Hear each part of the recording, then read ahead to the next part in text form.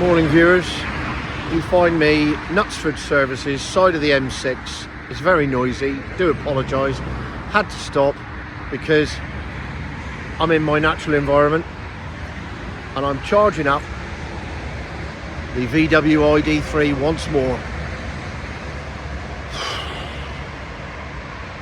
This one is the Family Pro version, currently on sale for about 37 grand.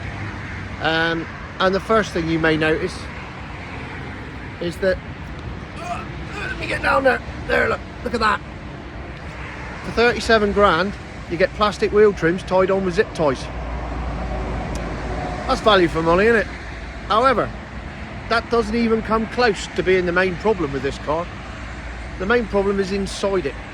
Now, parental advisory, explicit content coming up, and you may need a sick bag or a bucket for this, because this interior has to be seen to be believed. It really is vomit inducing. Look at the state of that. I mean, the seat, these are actual seats, though they look like the seat covers you get from the market. And as for that dashboard, what the hell is that grey stuff there? Look at it. It's just offensive. I mean, they say family. You wouldn't let your kids in this. They'd be travel sick before they started. So it hasn't endeared itself to me so far, as you can tell. And of course, I picked it up with 35% to charge. So we're here, we're charging again at 79 pence a kilowatt. Hang on, let's have a look. There we go. So here, look, I've put in 42 kilowatts at 79p.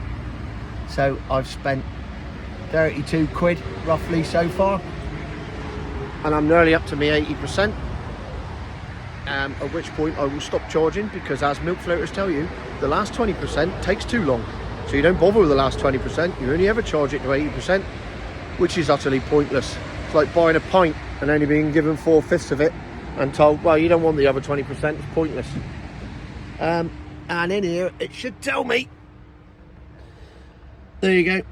Hopefully you can see that. So for my 30 quid, I've got 150 miles of range. 30 quid for 150 miles. Yeah, brilliant, isn't it? Amazing. And the M6 is shut at Stafford. It's taken me an hour and a half to do the first 40 miles. So all in all, it's a good day so far. However, let's go for a drive in it and talk some more. Right, let me turn Cameo down quickly, because look at that, a Vauxhall Chevette. Hopefully you got that. As you can tell, I'm in quite in 2 miles, take exit 14 towards Stafford North and A34. And I've been there since I left the services. So really, I shouldn't be in such a good mood because the day's ruined. But yeah, it's out of my control. I'm in a vomit-inducing car. I feel I must have taunted the driving gods somewhat when I called it a vomit-inducing interior, because they've promptly locked me in it for the last hour and probably the next 2-3 hours as well. So luckily I have a strong constitution. But the reason that I am in such a good mood is that I have finally found a use for milk floats. I know it's been a long time coming, but we have finally got there. And the use is as follows. They're really good in traffic jams. There you go. I found a use for them. When you're in a motorway that's closed and you just need to get to the junction, which is still 1.9 miles away, and I don't see me getting there for about an hour, which is nice. But when you're in that situation and you need a car that can just go forwards without any gears, any clutch, any stop start, any of that, Just goes forwards. And, more importantly, doesn't use any fuel while it's doing it, because the old battery recharge thing is working a treat. There is no better vehicle to be in than a milk float when you're stuck in traffic. There you go. It has a redeeming feature.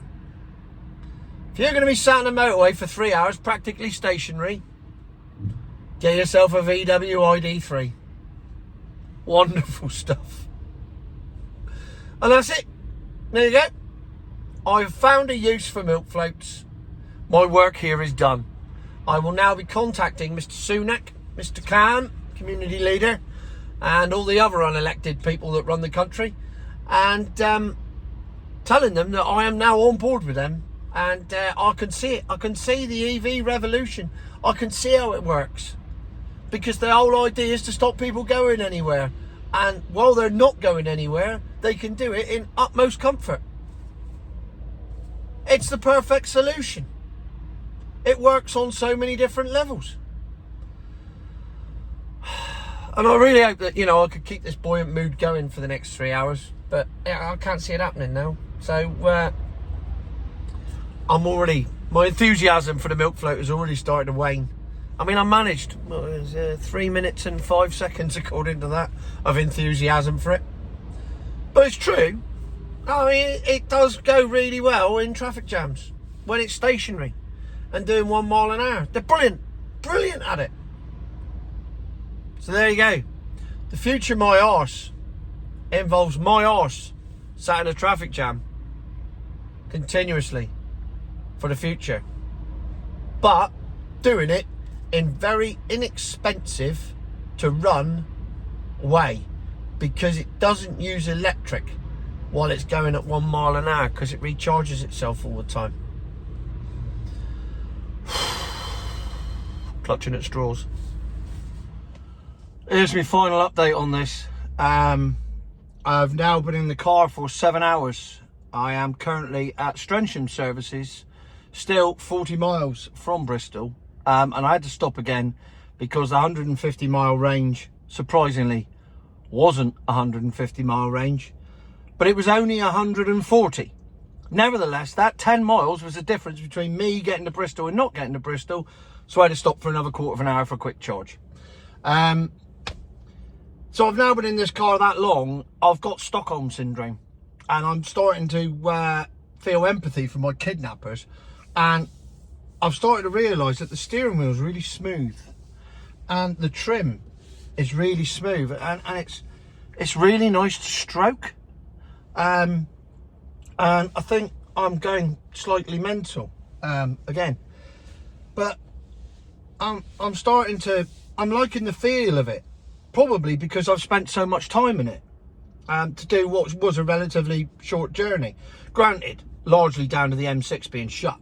But nevertheless, in a diesel I wouldn't have had to stop twice and waste another hour in my already knackered day.